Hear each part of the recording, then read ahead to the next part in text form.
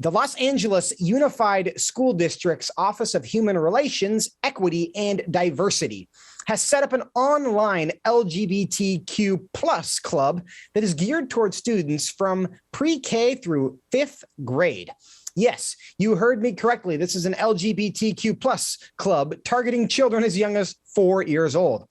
And news of this comes as parents in California are catching wind of a recording from California Teachers Association conference at which teachers were coached to conceal the nature of the LGBTQ clubs from parents. Joining me now to talk about these troubling discoveries is Sarah Perry, legal fellow at Heritage Foundation and former senior counsel to the Assistant Secretary for Civil Rights, the U.S. Department of Education. And she was also a guest host for Washington Watch before joining the Trump administration. Sarah, welcome back. Hey, thanks for having me. Well, we're glad to see you. It's always California, sadly, I think. Let's talk first about the teacher conference there where teachers are being coached to conceal the nature of these clubs from parents. What do we know?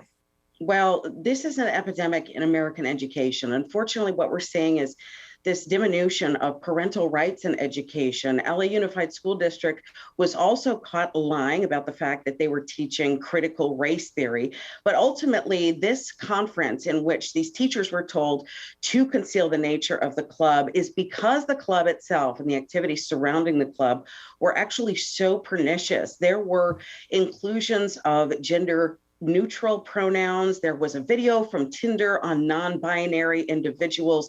There were curriculum push and play lessons on exactly what it means to be non-binary. There were discussions of two-spirit sexualities and an entire video from a two-spirit sexual person, whatever that means, that indicates that Christianity and colonization were ultimately responsible for the treatment and torment of individuals who were non-binary in Native American populations during the turn of the 17th century. So this is really not only poor educational material, it really evidences altogether that this is part of a growing and very disturbing trend that American public education is no longer an accessible opportunity or right for all American families, but now is becoming really a political battering ram. And it's become sort of an activist arm of hard left progressive ideologies. And we have a lot of concern about that. Now, you talked specifically about this two-spirit issue and some of the other questions, and I'll read from some of this from the curriculum. It had a question that asked these children, why do you think European colonizers worked so hard to eliminate these indigenous values and traditions?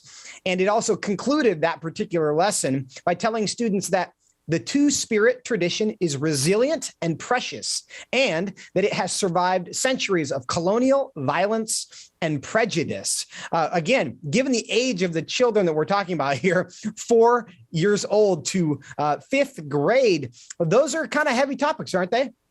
They are. In fact, it's clear to me that LA Unified School District, which I'm sure is among the wokest, if not the most woke of all of the public education systems in the nation. It's been consistently bad in terms of introducing some of this hard left policy and particularly aggressive in the area of human sexuality and eliminating parents from the option to be able to control what their children hear and see. There are topics here that would be difficult to grasp if one were a 12th grader on their way to college, but colonization and Christian traditions, two-spirit identities, and gender-neutral pronouns like ze, zim, and zer, which again always sound like gobbledygook to me, they're concepts that are not only inappropriate for these children, they're far beyond their comprehensive age.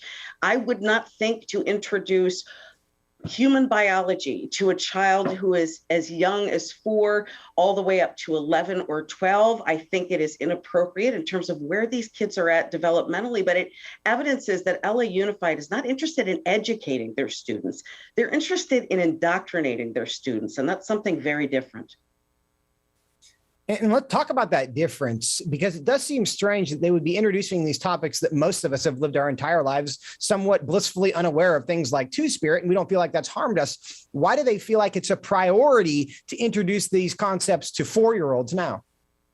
Well, because I think it goes to the nature of what public education is becoming. And also, I can connect so much of this back to the involvement of the National Education Association and the American Federation of Teachers, the nation's two largest teacher unions. Both organizations have been closely aligned with the Department of Education federally. And we know that the administration now, particularly in the area of civil rights, is helmed by a woman named Catherine Lehman, who herself had a tendency to be aggressive, particularly in the areas of human sexuality and gender identity. And she was, under President Obama, his Secretary for Civil Rights, and instituted right before leaving office the transgender bathroom policy. Many of these schools were at ground zero for institution of this aggressive approach, and unsupported by the law and federal civil rights law, I might add. But this really is something that is taking the nation by storm, and we're seeing much of it in conjunction with efforts to conceal social gender identity transitions on the part of children. So if a child indicates that they are suddenly they're uncomfortable with their actual gender identities, those transitions socially in terms of sports, bathroom use, preferred pronouns, changes in names have been facilitated in increasing measure in public schools across the country.